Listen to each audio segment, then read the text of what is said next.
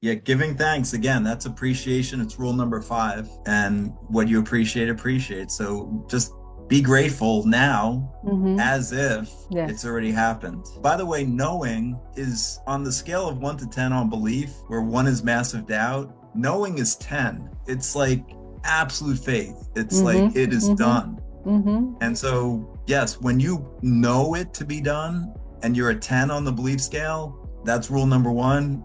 It is done. Understand.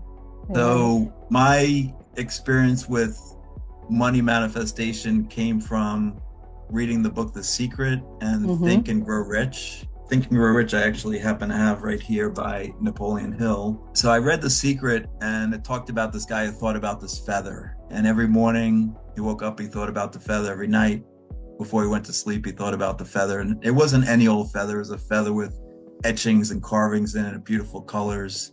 And then one day he's walking down the street and he sees the exact feather he had thought about in his head. And then I said to myself, I'm going to try.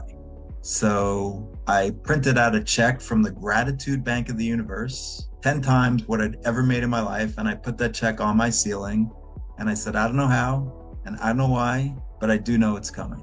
And a few months later, I was in the shower and I remember this feeling coming over me of complete knowing it was done.